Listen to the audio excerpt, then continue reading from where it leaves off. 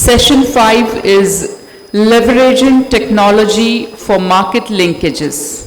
Leveraging technology for market linkages, and I invite the moderator, Mr. Praveen Hiremat, Director, KPMG India.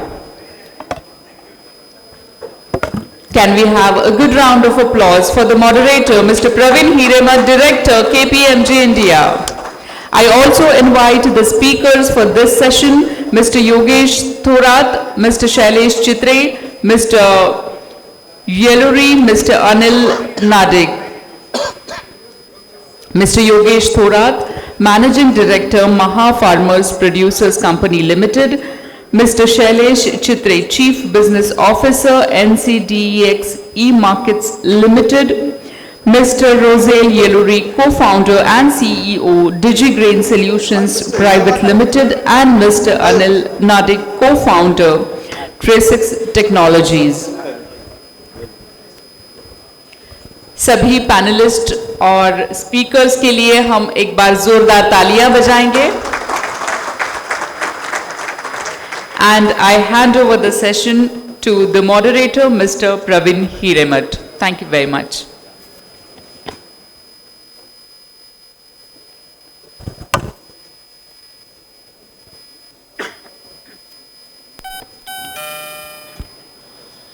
Good morning, everyone. I'm Praveen Hiremat, who would be moderating today's very interactive session on leveraging technology for market linkages and agri-commodities. Obviously, technology as such, तो integral part बन चुका है. I will be using all the three modes, three languages, so to say, for the comfort of everyone, Hindi, Marathi, as well as English. तो hopefully, आपले जे FVCs आणि FPOs आलेले आहेत तिकडे, त्यांना they will be in more comfortable positions. जर काय प्रश्न विचारायचे असतील किंवा नंतर सेशन झाल्यानंतर तुमचे काय शंका कुशंका असतील ते विचारता येईल. So with that note, let me start with the session. So technology as such is an integral part of our everyday lives. We have all been using technology in some or the other form. The travel apps झालं, shopping करण्यासाठी झालं, grocery shopping झालं, किंवा even for using food apps, right? So it is like, you know, it's something which has been very close to us, and we have been invariably using it. I express my first of all thanks to Bombay Chamber of Commerce and Industry, and also extend a warm welcome for everyone who is there, all the dignitaries and delegates who are there of the dais, and all the distinguished panelists who are there on the dais. Right. Let me introduce the panelists which we have today with us. To my left is starting with Mr. Yogesh Thorat. Yogesh Thorat has been leading the largest state-level producer company and has been influencing close to around 2.5 lakh farmers network with 780 FPOs in the state of Maharashtra. So that's phenomenal in terms of the spread as a federation. It's commendable. He has been instrumental in development of social enterprises, built a federal structure for farmer producer companies in the state of Maharashtra. And mind you, this is very few states who have this kind of a federal structure and federations who are very vibrant and who are working with enormous efficiency and efficacy. He has designed PPP model for agri-infrastructure development for perishable commodities, initiated agri-clinic and agri-business center for FPOs, rural development professionals. Obviously, he is also the expert member of Pulses and Grains Association. The best part is that Yogesh has not only comes from a farming background, who himself has worked in the hinterlands, but at the same time he has also been a qualified professional from Manage who has done his masters in agribusiness management. Next to Yogesh is Mr. Shailesh Chitre, who has put in around 30 years of work experience and who is working as a Chief Business Officer at NCDEX E-Markets and spearheading various government to business and business to business sectors, right? he has been facilitating large-scale interventions that benefit all the stakeholders, जैसे government, farmers, FPOs, and consumers across the country. The important aspect is to know and who would be best suited for this kind of a session. He has spent a number of years in NSE IT and played a very critical role in electronic tea auctions, which was launched nationwide. At the corner, Mr. Anil Nadak, who is an electronics and a communications engineer, but has worked with IT industry with more than 18 years of work ex, and companies like Infosys, British Telecom, Mises, etc. And before he started his own venture, Bhumi, right, in 2016, he's a co-founder of TradeX Technologies, which is building the digital architecture platform. He has been leveraging, and in fact, in the earlier session, we heard a lot about IoT and AI and MI and blockchain, right? And who else is best suited to talk about this subject than Mr. Anil, who leverages the power of blockchain to digitize the food and agriculture ecosystem and make supply chain more clean, credible and traceable.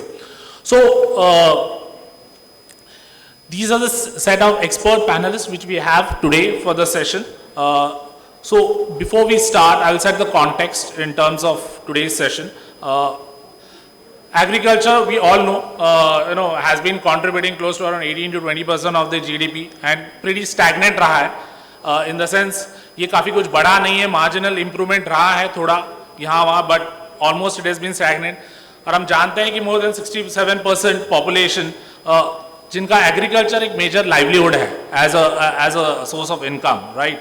And in fact, ये stagnant, सबसे अचरज की बात ये है कि हम stagnant तभी है जब even when we are was largest producer or second largest producer in most of the cereals and foods and vegetables, right? But इसमें pressing challenges है और वो जो challenges है वो है agri productivity जो कि बहुत low है as compared to other countries, developed countries. Secondly, you have high labor cost because of urbanization जो हो रहा है and most of the population which has been moving from the rural areas to urban areas, we are seeing high labor cost, always shortage of skilled manpower, and ये prediction भी है कि by next 1.5 decades, probably you will find that ये जो 67-60% की हम बात कर रहे हैं, this would diminish and close to, it would arrive at 25%, right? And by 2040 or so. So, with monsoon vagaries, ever increasing population and price volatility, ये सब pressing issues है, challenges है, right? But so the need of the hour is obviously the digital boost, which could act as a fulcrum and act as a catalyst, right, to address these challenges. Because ये सारे जो problems है, हम एक stroke में, apart from R&D, we can't address it unless we have a technology-led push which is given, right? And in fact, we are seeing in the last, from 2016 onwards, almost like for close to around now 6 to 7 years, we are seeing the traditional agriculture, जो है, it has undergone a paradigm shift in the form of digital agriculture, right, with tech-led IoT devices, drones, जो use कर रहे हैं, precision agriculture, right, then farm advisory solutions, spectrometry-based quality assaying, जो हो रहा है, जैसे you have likes of Intoler Labs and many other companies, AG Next and many other companies which are coming to this form, meat delivery apps, right, the electronic marketplaces, equipment leasing. So agriculture has gone assuming a new form and shape, right, with digital and the technology coming into play.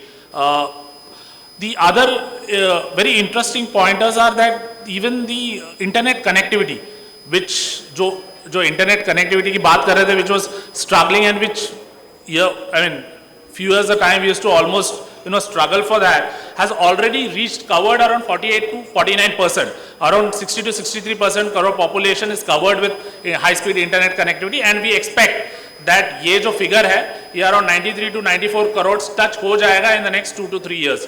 Obviously, with kind of technology penetration which is there. So the digital ecosystem जो है, जो main foundation है इसके लिए, has been witnessing healthy tailwinds because of affordability, availability, mature digital content, right, and efficacy. और इस मायने में, I mean, the context is in terms of even emphasizing the digital boost. We are also seeing the GOI, that is the government of India के जो four-sided emphasis है, especially boost. आप अगर देखोगे तो AgriStack हुआ, ONDC होगा, Open Network for Digital Commerce, या OCN हुआ, that is, you know, your Open Credit Enablement Network, which is for credit this thing, and also the PM Gati Shakti program. So there is a lot of push towards this. So having said this, ये important है कि आज के हम session में ये देखेंगे कि in terms of as a profound impact or effect on a post-harvest management, especially market linkage, which continues to be the most important bottleneck, right, as of now. In fact, just now, even when I met, I mean, during the morning session, I mean, I was just entering for this session, one of the FPCs, जिसने highlight किया कि कहा कि sir आप ये बताइए कि मैं जितना चाहे प्रोड्यूस तो कर दूंगा, बट प्रॉब्लम ये है कि ये बनाना चिप्स हुआ या बनाना पाउडर हुआ, इसका लिंकेजेस आप करके दे पाओगे क्या? So this continues to be a pressing problem, right? And in fact, we have also seen that this is one of the thrust area which has also been witnessed by the funding agency, I mean, the venture capitalists also. So if you see even in the startup ecosystem, as per the latest report, 50 to 60% of the funding in the last 1.5 years has gone towards investment in marketplaces. That is around 560 USD billion. हम convert करके देख सकते हैं, which will be astonishing figure in terms of staggering figure. So having said this, today's focus will be looking at how we leverage technology in terms of enhancing the market linkages, and we have the experts with us with whom we will, you know, have the conversation and take this discussion forward. To start with, we look at the few aspects of the session theme in this, and where we would want each of the experts to put some around, to dwell around 8 to 10 minutes on the queries which I would like to know, the information and which the audience would like to know, right, and express their point of view. So to start with, I would go to Mr. Shailesh Chitre. So sir, in the last 5 years, if you see the agri marketplaces, and in fact agri marketplaces has become a buzzword, not only among the venture capitalist startup ecosystem, as well as now you hear anyone talking about a marketplace or a platform in general, right? And it has assumed a self-declared form and shape. In the sense, what I mean by self-declared is you have a warehouse-based platform, right, which basically signifies or tells itself as a marketplace. Then you have a buyer-led marketplace, right, where you have institutions who are buying, but then they claim it as a marketplace. Then you have third as a neutral marketplace, like the likes of, you say, you know, NEML or you know, many other firms like AgriBazaar or this thing. And then in fourth, you have the government-led marketplace, that is the government e-marketplace, right? So it has assumed its own shape. So in your view, what are the key elements in a digital-led marketplace that needs to be addressed? So if we have to cause a disruption or a transformative change in the APMCs in the next 10 years, especially because if there has to be a vibrant change, it has to be at the APMC level. And how do you see this as a disruptive step happening, just like how UPI has made in fintech space, right? We know that ENAM has come into place and it has been doing some legwork, but the profound effect is yet to be seen. So in your view, so please, I mean, if you could highlight. Hello.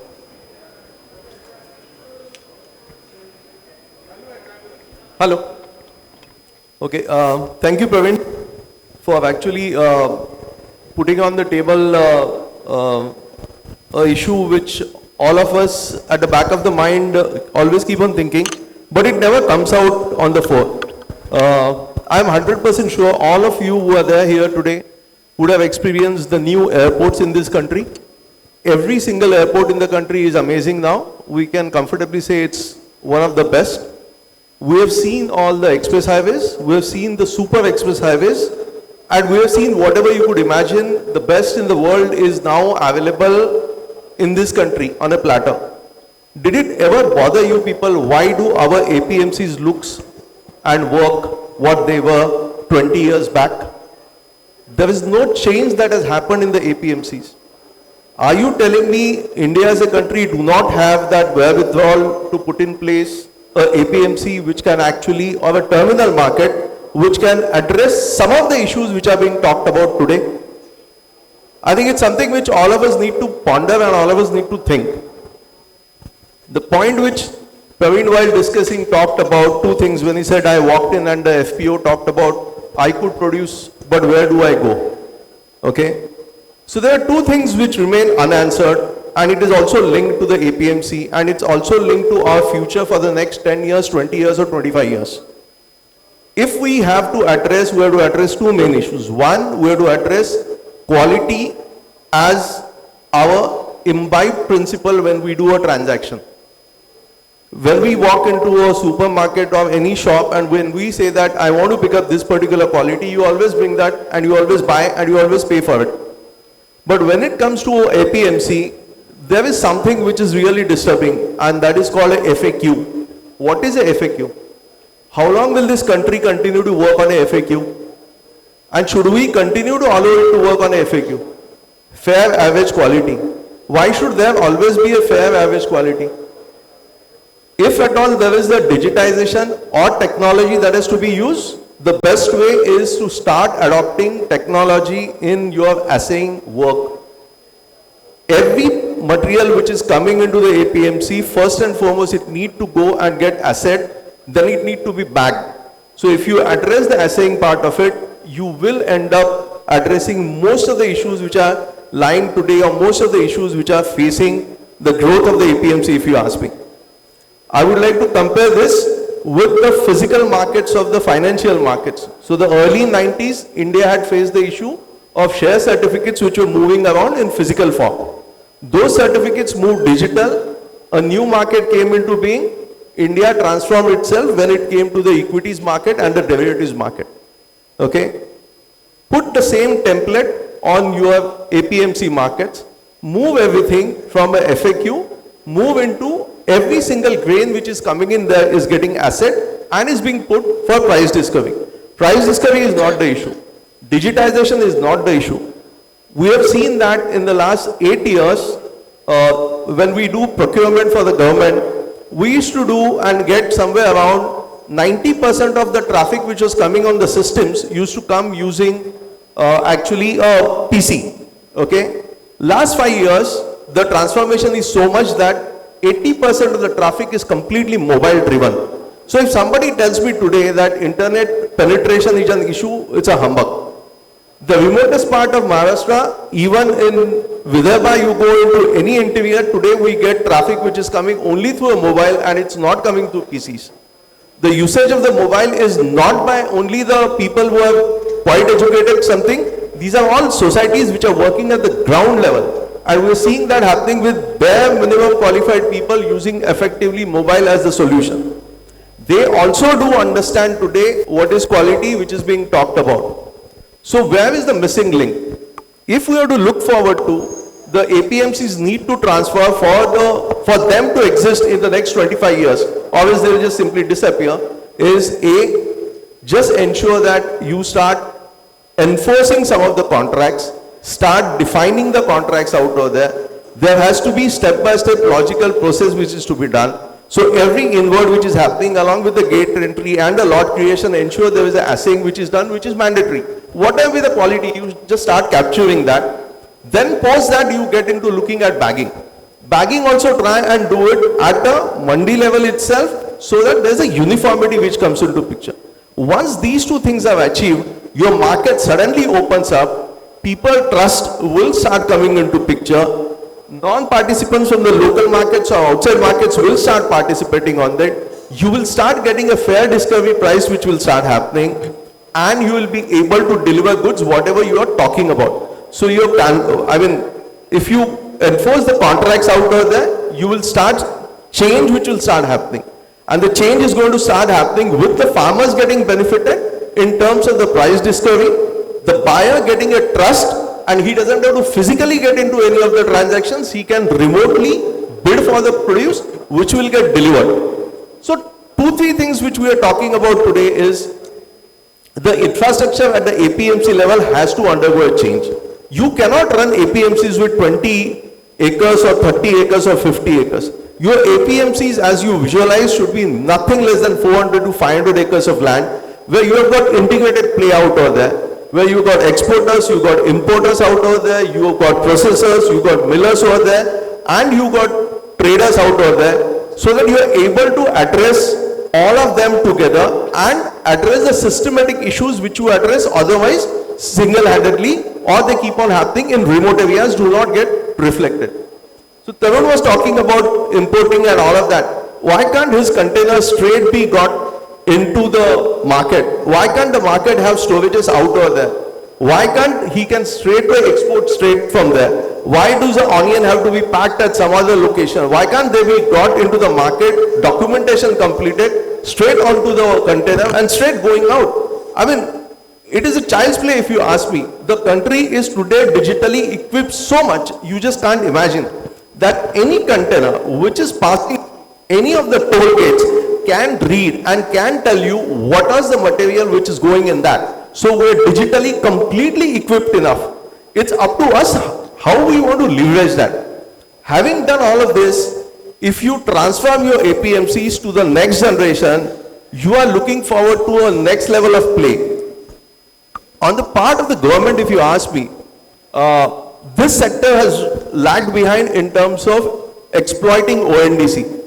If you look at ONDC today, the last leg of the transaction, when it comes to the farmer to the consumer, he's never going to go actually without a middleman over there. And the chain has got 3 to 4 people hops with which he is able to reach out. But seriously, if the FPOs today have to reach out to the consumers, the best way is to adopt ONDC. Now, ONDC is in a position to deliver to you what you are looking forward to in terms of amplification. So the thing which Praveen said is that I would produce whatever I want, whatever you want, whichever quantities you want, but he's not able to get the visibility, he's not able to get the linkages out of there. Now, to get the linkages and to get the visibility, if we can start exploiting ONDC, it will do a huge change on the ground. The last point which is missing is in terms of your, if you ask me, it is the logistics at the last mile. The way logistics currently is in this chain is completely embedded. Now this has to be moved out, and the logistics as a pure play logistic need to come into picture. So if you look at ONDC, your message will get amplified, your visibility will be amplified, but at the back end, if you are able to tie up with the logistics player who are dedicatedly working only in this particular sector, they would also grow, and your farmers or your FPOs or your traders also would be able to get a last mile connectivity without actually spending much or depending too much on the traditional ways. So I think all in all, if you look at it, my take would be APMCs needs to undergo physical change completely. We need to exploit ONDC, and there has to be a play as far as your digitization of the ascent services is concerned, standardization of the produce is concerned, and your logistic play has to come into picture for the last mile. This is what I think at this point of time. If this is in place, your numbers will just definitely start going up by 10 multipliers. All right. Thanks, Shaileji, for giving very insightful pointers with this aspect. So I have follow-up questions with respect to what you hinted, and I think it's a very aptly summarized in the sense that probably the infrastructure should change, and we need an integrated play. If the trade has to bloom and multiply, obviously this is some of the very integral part, especially assaying becomes more of a mandatory. I mean, more than mandatory, you can say it has to be part of the DNA for even if the community or for any person who's coming on to the APMC. But the question which follows, in terms of for a neutral marketplace, dispute resolution has always been a key issue, right? Even in spite of the robust. In case that, what do you see as the steps which should be undertaken to address this issue, and what needs to be looked at, because this continues to be a very thorny point during the Sorry, I think I'll have to replace this or just. Okay, dispute resolution is very interesting because that's something which people just want to pass by and let it flow to the next one. But fact of the matter is that your APMCs at the end of the day, if they are just going to be a place and they are saying we're just going to a place where you can come and trade, and when it comes to dispute will not be responsible. So the key thing is that whichever the APMC is which is originating the trade, I'm not looking at transactions within the APMC. I'm saying that transactions between various APMCs and interstate transaction, because they will become, once they become digital, they will actually move on to that space. Okay, so the originating APMC holds responsibility for quality. It holds responsibility as far as dispatches are concerned. Okay, and they have to fulfill that role. If they don't play that role, there's no one else who can come into the picture and play that role. That's what I think. Thank you. And coming to the ONDC, do you, I mean, we have seen a lot of resistance which is happening in Europe as well, from the likes of, for the ONDC. We all know the bigwigs, like, you know, they have their own set of inhibitions and apprehensions which are there to come on board on ONDC. Do you think that even that would be also the case in terms of the marketplaces which are operating in our country, where there would, do you see a collaborative role which would be happening, or they would like to work in a more in isolation? So the strength of the big marketplaces are two. One is that the ability to deliver, and the second part is that ability to do a dispute resolution, and because of which you always go back to that same marketplace. But if you look at it, if you disintermediate logistic, so you address 50% of the problem. Okay? The minute you get dedicated logistic players who are able to deliver even 1 kg and half a kg at a price point, then it's a different story altogether. And if you are talking about dispute resolution, at this point of time, ONDC has kept dispute resolution between the buyer and the seller out. So ONDC is not taking a role over there, okay?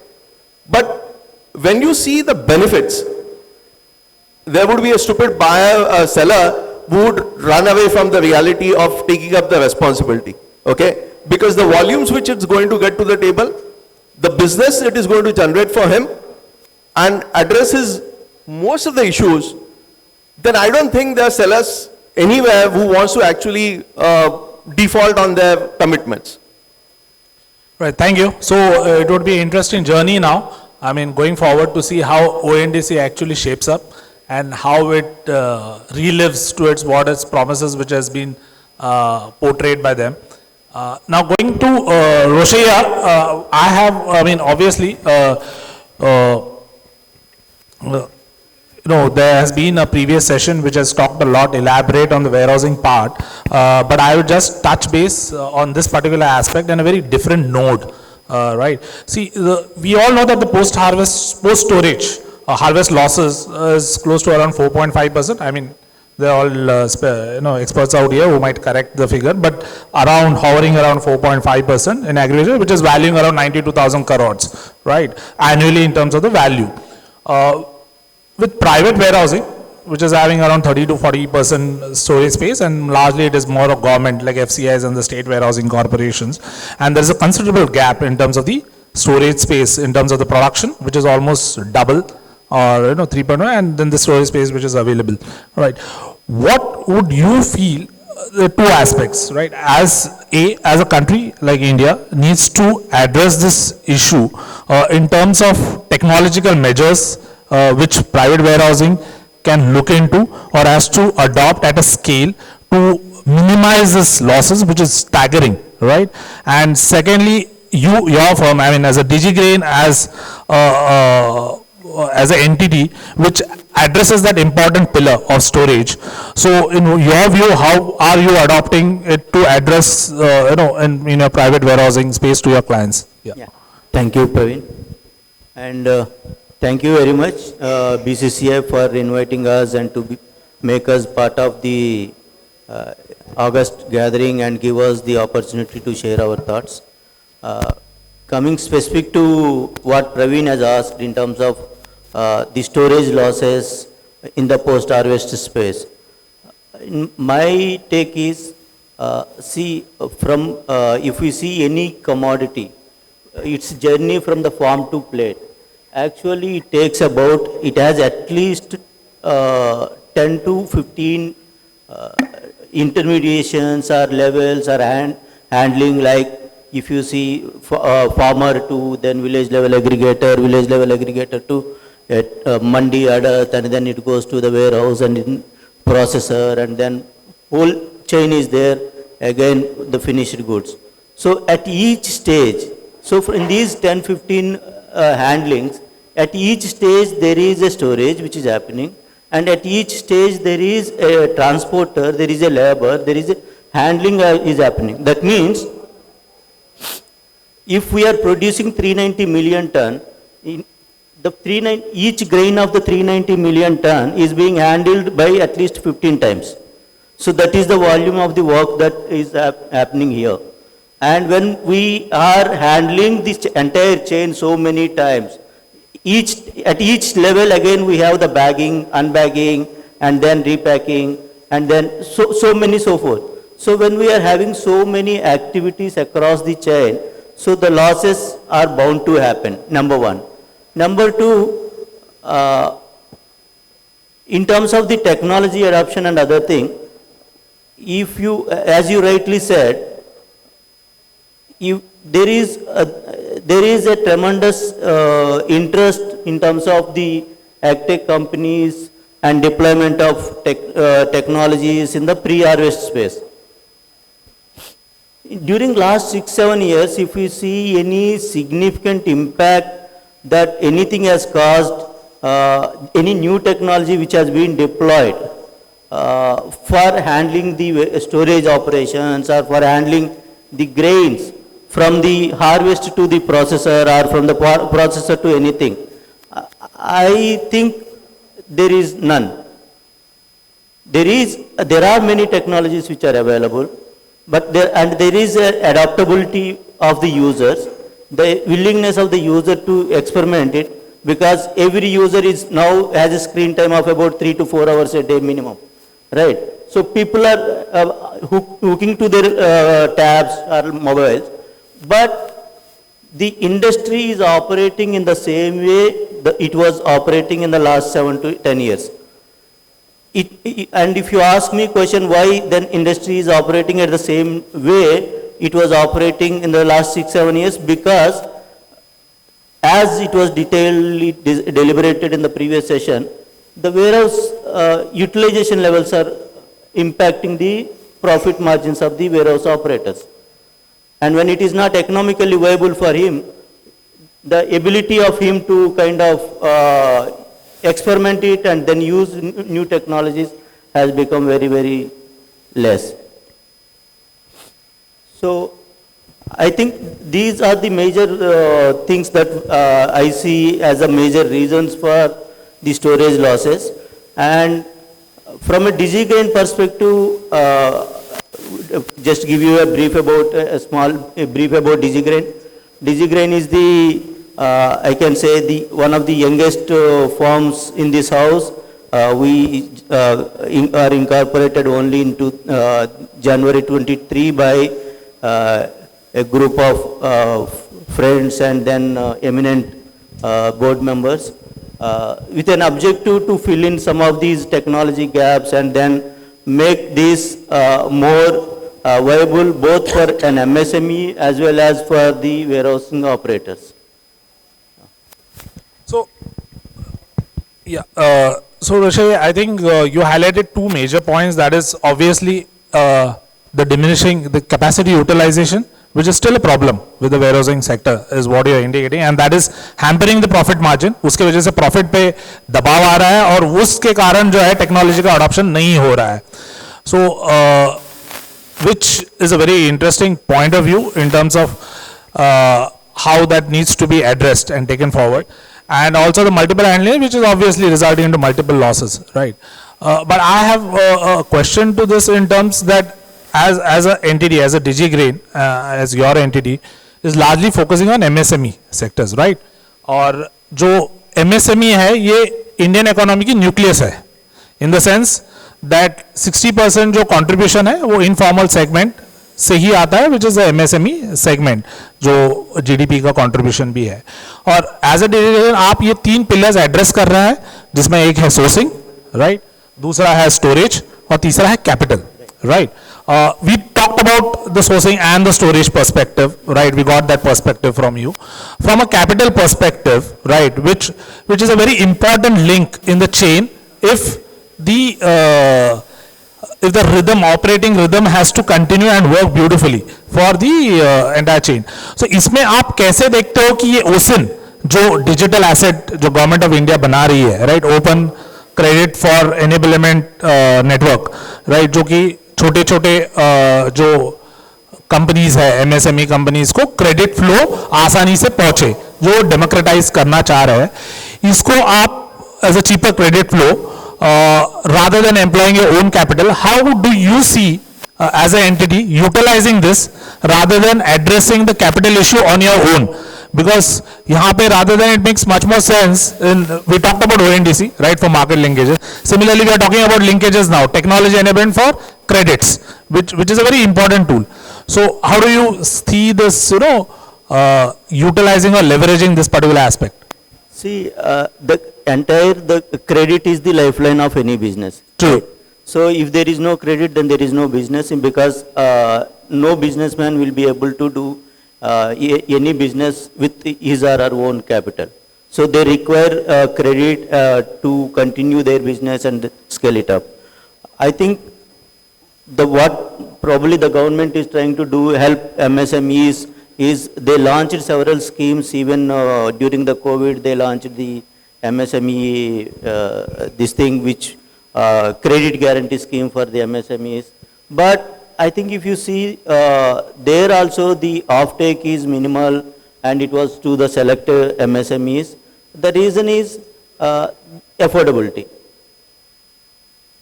Affordability and willingness of the financial institutions to underwrite as desired by the policy makers, right?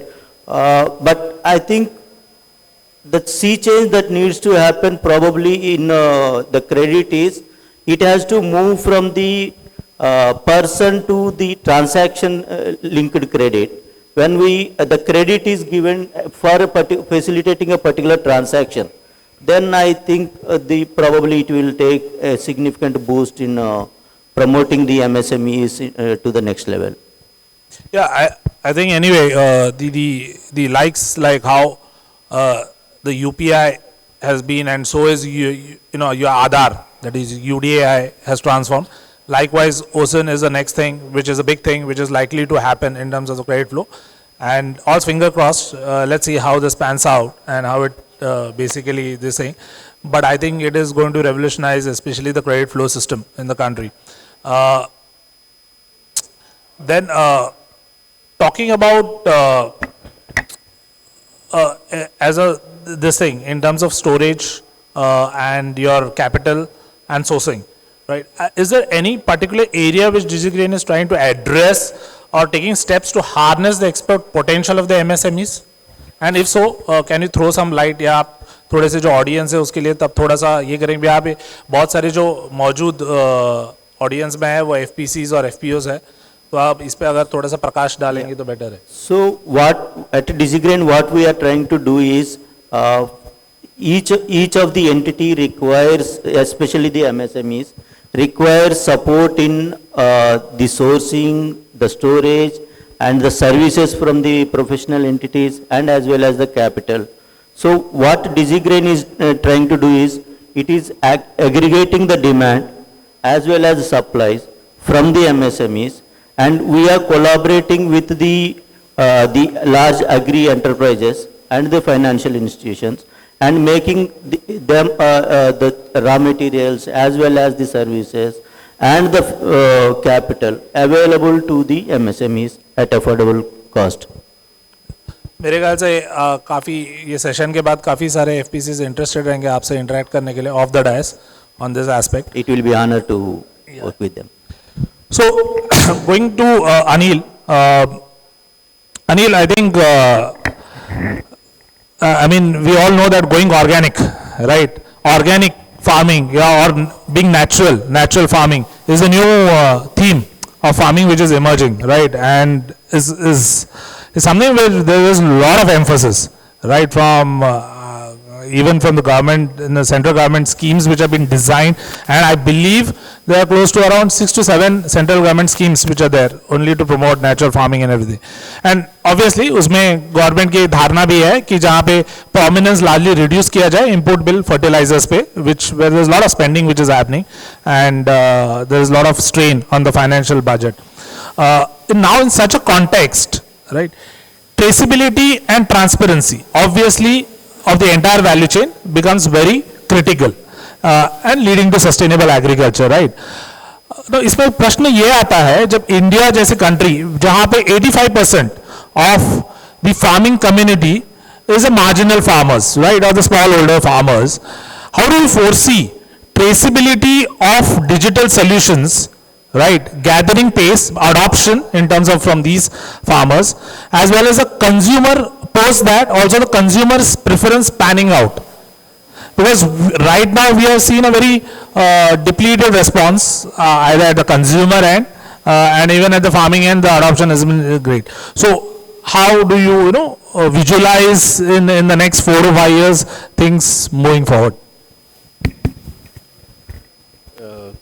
Thank you, Praveen ji, for that question. And also a warm welcome to all of you folks here.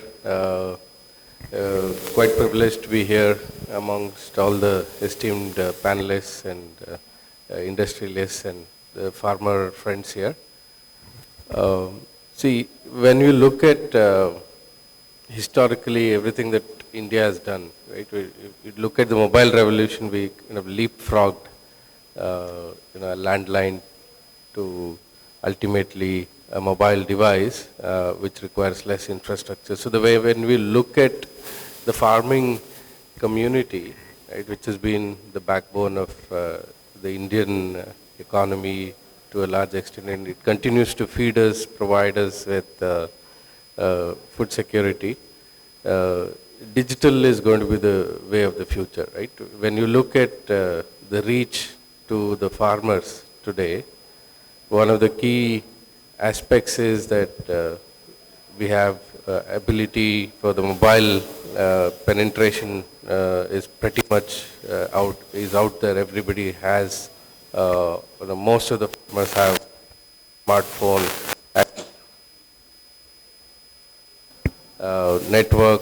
So what this means is that the deployment of technology services is going to be very effective, right? What does that mean? Access to information, right? Information in terms of crops, varieties, what to grow, seasonal challenges. Just a touch of a button, all of that information is now going to be, it's already available, it's also going to be seamless. Now, when you look at the entire chain, the consumer, farmer, you realize farmer probably gets less than 20% of what a consumer pays, right, to product. And there are other in the industry as well as from a regulatory perspective.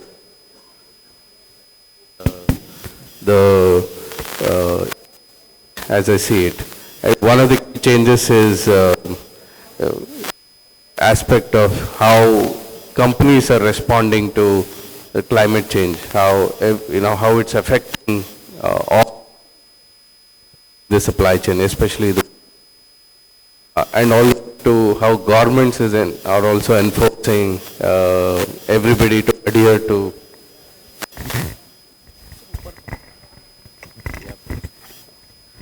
Okay, how government is also enforcing rules and regulations to make the supply chain more clean and transparent. Because end of the day, what do we need as consumers? We want access to safe, healthy food, which is affordable. And when you look at the other side from a farmer perspective, what you need is they want to ensure that they get fair price for the produce, and we are able to protect the biodiversity in the environment that we are operating in, so that we have a more bright future for everybody. Now, how can a digital solution in this context become very, very relevant? And when you look at that, bringing more transparency means that everybody is incentivized to do the right thing, right? And I think that's the key in taking up a digital solution that really addresses this at the core. And when you look at technology solutions that are available, at TraceX we started exploring the use of blockchain technology. Just to simplify everything in terms of blockchain, people think it's rocket science. It's not rocket science. It's actually very simple. You have a shared distributed ledger on which all the participants in the chain have access to the same version of the truth, so to speak. So that way there is immutability of the data, complete data is auditable. Anybody with the right permission can see what is happening in the chain, right from if you are a farmer organization, as a collective, how can you put your information onto the ledger? If you are an aggregator or a company which is into manufacturing, how are you consuming that data? What are the critical data points at every stage in terms of quality, in terms of some key aspects of where it was stored, how it was processed? All of that information is now available on this ledger. And as a consumer, you're becoming more and more conscious. As a consumer, if you're spending the money on buying a produce which claims that it actually gives back a fair price to the farmer, or it supports environment-friendly practices, you are inclined more to purchase that product. But how can I verify that information? That is where blockchain becomes very powerful. You can put a QR code on a packet of coffee which is claiming that this coffee was produced from a tribal farmer in Araku Valley using sustainable agricultural practices. Examples like this are now available where consumer is able to make that choice. But also it is really important and critical business decisions that large organizations are making, where they're saying that in my drive to get to a net zero journey, I want to make sure that I support the community, provide that the right incentive to the ecosystem, to the producers, and ultimately as a business I also benefit. And this is where a digital technology creates a very powerful link from the seed all the way to the table. And the way I see it is the future is digital is the only way forward, because our ability to reach a very large population Anil, I think is always going to be. Sorry to interrupt. I think because of shortage of time, we will just take this thing. Your points are perfectly noted in terms of obviously the traceability would enhance in terms of the farmer's income. Secondly, it will give more visibility to the consumers, and obviously that's how the future in terms of sustainable agriculture, where the various elements like carbon sequestration and the net zero would come into picture, right? So that's what you have emphasized, and we would take. We quickly go to Yogesh, and Yogesh, I have just since we are very short of time, so within 2 minutes, if you could just summarize in terms of, since as a farmer, my FPC, you're dealing with more than 300 FPOs, more than that, managing data at a farmer level becomes very critical, right? Maintaining farmers at each and every farmer level. And having said that, so my point would be in terms of data digitization, data analytics, how far has MAF FPC used it to leverage farmer output to the farmers and also in terms of the derivatives market, if you have used it, to what extent it has been used at your level? Firstly, in case of data management, we have two challenges, and first challenge was associated with the institutional framework, because we are producer company and our shareholders or members are directly farmers. In case of IFPC, our shareholders are farmer producer companies, but for our members, their members are individual farmers. So managing the data of individual farmers, because we were completely unaware about that, who is member of respective farmer producer company. So broadly, there was lot of issues associated with dispute, whether the farmer with whom we are dealing, that farmer is member or non-member farmer.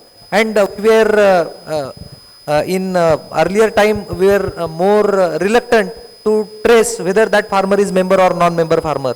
But coming to taxation and all those issues, हम चाहते थे कि हम ATPA का deductions ले लें. ATPA तो clearly बोलता है कि marketing of agriculture produce grown by the members.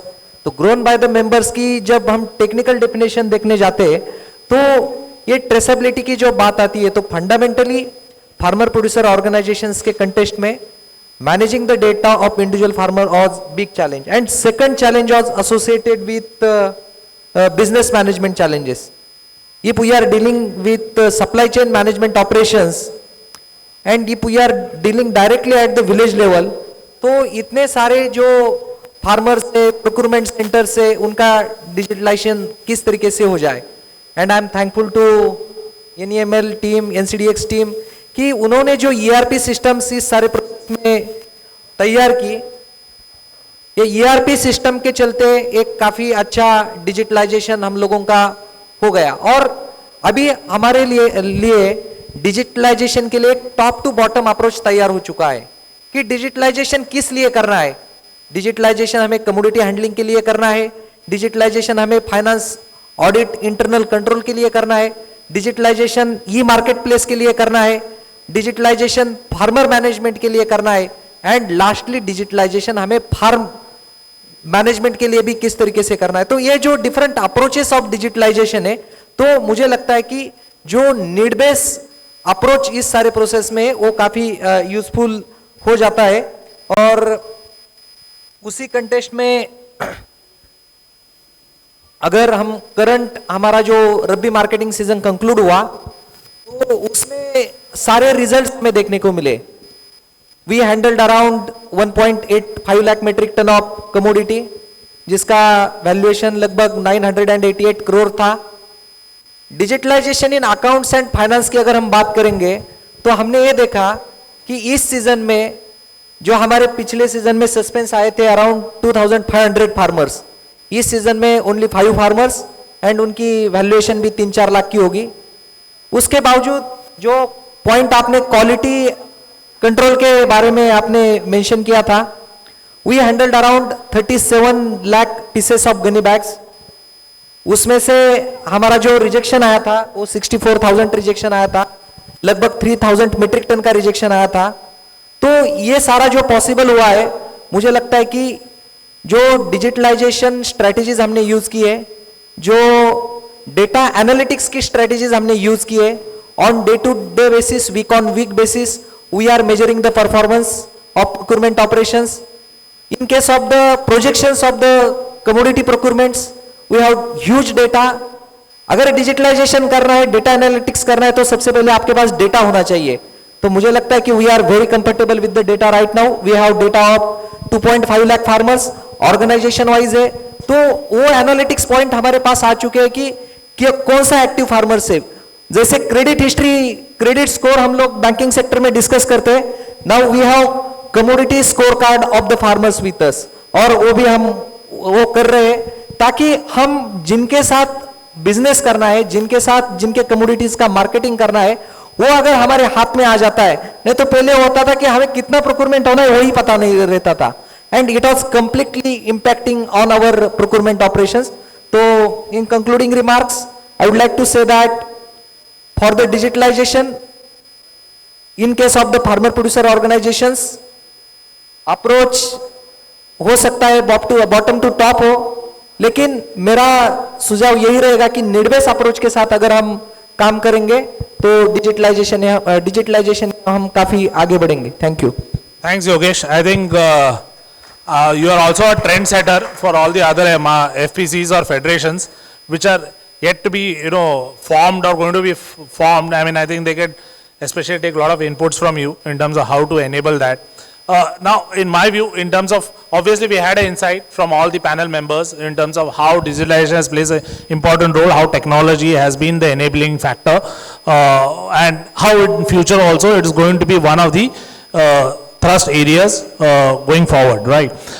In my view also there are 3 still areas which I think needs to be looked at from a technology-led perspective. One is which Shailesh talked about in terms of the multiple hops or the transactions which happen in the transportation. There is around close to 25 to 30% of the value loss, and that value loss is close to around 80 billion, right, in terms of the transportation, the logistics cost. And I think there is still a room for creating a pan-India logistics e-marketplace, right, and that is something which is missing, and as a technological intervention, that something needs to be looked at from government of GOI or even as a private market place which can look into it. Point number one. Point number two, in agri space, the technological enablement can also happen in terms of livestock or the aqua market, right? The AHIDF, that is Animal and Husbandry Infrastructure Fund, has provided sufficient incentive and impetus for a vibrant market linkage, especially for the marine products. That still needs to be, that still looks undercooked in terms of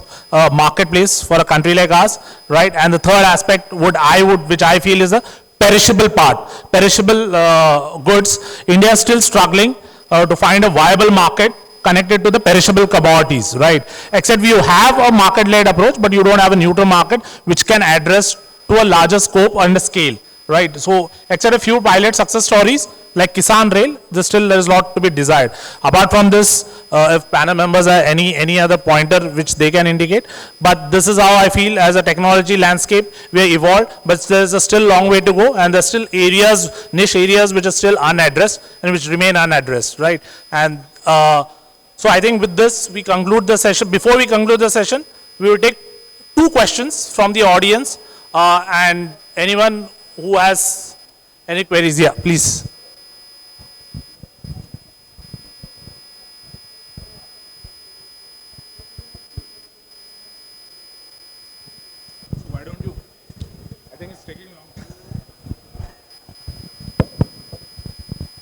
Myself is Shrikant Kuvalekar. This is not rather a perfect question. This is a kind of taking the discussion further, or it is answer to one of the questions asked by panelist Mr. Shailesh Chitre.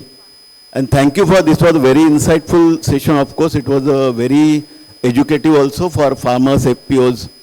But first, one question Mr. Chitre raised, that lot of things are happening on digitalization or technology side, and on farming also a lot of things are happening. But where is the missing link that he was asking, right? So missing link, there are, of course, there are various reasons for this missing link, but one big missing link, I think, is a language. Lot of discussions are happening, or what is, for lot of market linkage initiatives are taken, whether it is technological or from all angles. But those initiatives are not reaching to the people who have, for whom it is prepared. So why it is not reaching? Because that is in the, on the field, the farmers, they are not very well conversant with the English language. And all the discussion, we can see here that there is a difference of, there is a distance of hardly 10 meters, 25 meters between the growers and the people who are maybe influencing policymakers. But after taking the feedback, those people are not getting connected with what has been told here for them. What are the initiatives taken for them? They are still not aware, though they are discussed here, because of a language. So somewhere you have started with saying that, yes, I can speak in Marathi. So certain thing has to be in a regional language, in other states, of course, in that language. But language is something that is the biggest missing link, I think, and particularly all the technological innovations and market infrastructure institutions, all that functioning, that has to percolate to them in a regional language. So something, this is what I wanted to say. Thank you. I think, Shrikant, what you highlighted is a perfect point, I think, and somewhere the companies and also the government is cognizant and need to be cognizant of the fact that there has to be separate outreach program which needs to be done in vernacular languages, especially in terms of the technology. Maybe a company has its own setup or the government of India. Yeah. So any other question, or we close this session? I thank all the panel members. Yeah. I can't have a view from this side. Yeah, please go ahead. Hi. Hi. Can you hear? Hello. Hi, this is Dhanashri Mandhani and I'm the founder and CEO of Salam Kisan. So you guys spoke about the carbon credits and the government of India also launched like a carbon credit trading scheme and we want to develop the Indian carbon credit market to move towards net zero. However, like we see interests in the last 3 years have not shown any funding in carbon credit related startups, or there aren't that many startups in India that are working on carbon credit. So what I want to ask you guys is, like, in your opinion, how far away are we from implementing carbon credits at the grassroots level to, the very farmer level, as well as we also need to consider the fact that most farmers are small and marginal in India. So I just want to understand from like a policy maker standpoint, where do you see, when do you see carbon credits being in place at the farmer level? Yeah, I think this question I throw it open to Anil, if you could answer. But just a pointer to your questions in terms of the two things which I would like to answer is, you have actually raised a very pertinent point in terms of the carbon credits. There's a lot of buzz around it, there's a lot of noise around it, but there isn't much of happening on the field, right? And there isn't much of activity which is there. There is some kind of percolation which has happened, and there are some kind of firms, agri-tech firms, which are actually doing a good job in terms of the carbon sequestration, carbon credit formation. But what I feel, and what I feel as it's a larger question to even the government to be addressed is, and even to Anil, what we need to look at is how this carbon credits actually get transformed into monetary form. म्हणजे हे जे carbon credit आहे, हे आपण कसं monetary form मध्ये convert होईल. Then only it will be beneficial to the farmers or the farming community.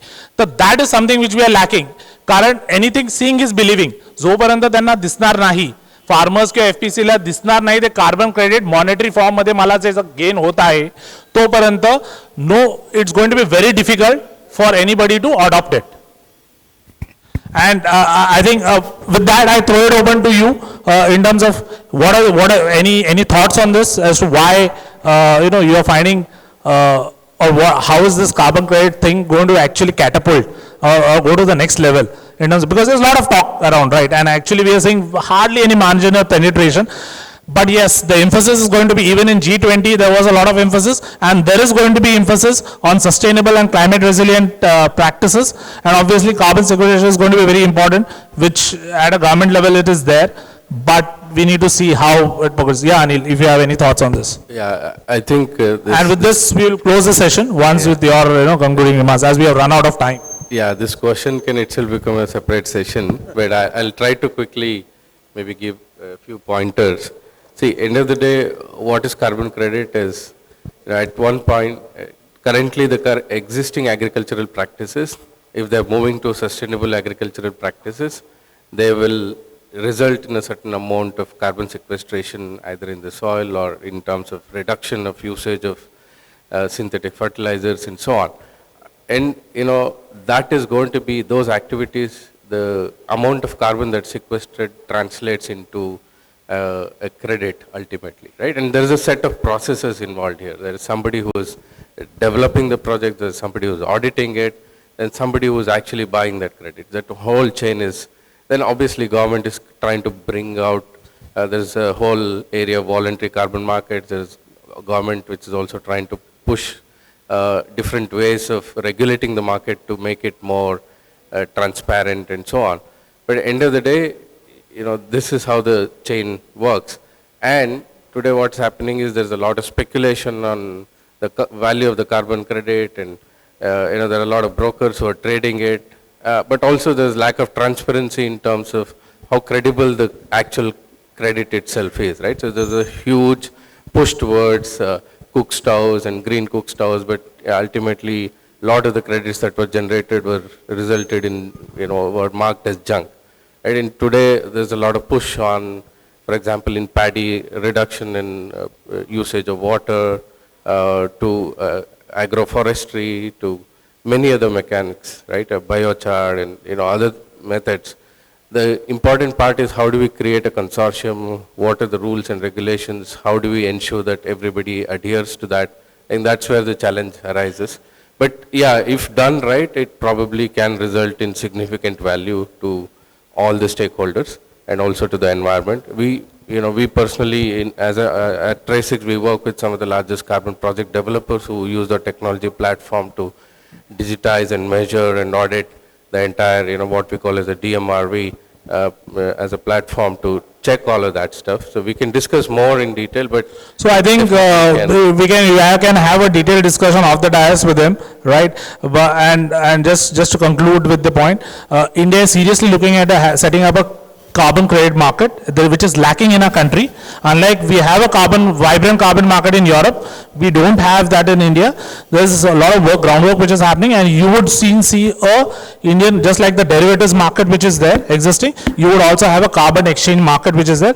And it is the requirement of the hour, because the tradability is something which is very important, because there's no point in having just the credits and we are finding it, having its tradability and issues, right? Right. With that note, we conclude this session. I thank all the panel members and all the audience for patient hearing, and we can take any questions or any this thing with all the panel members of the dais, right? Thank you. Thanks. Thank you everyone. थोड़ी देर कृपया यहीं पर बैठे रहें. May I request Shri Sandeep Khosla, Director General Bombay Chamber, to kindly come upon the dais.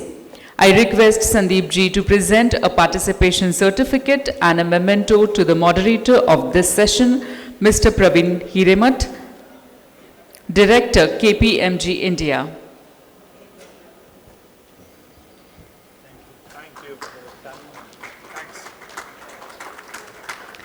Thank you very much, and I request moderator Mr. Praveen Hiremat to felicitate all the speakers, Mr. Yogesh Thorat, Mr. Shailesh Chitre, Mr. Rosha Yelluri,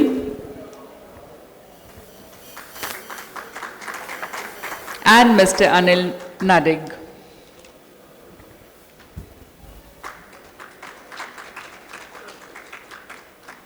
And now a group photo, please.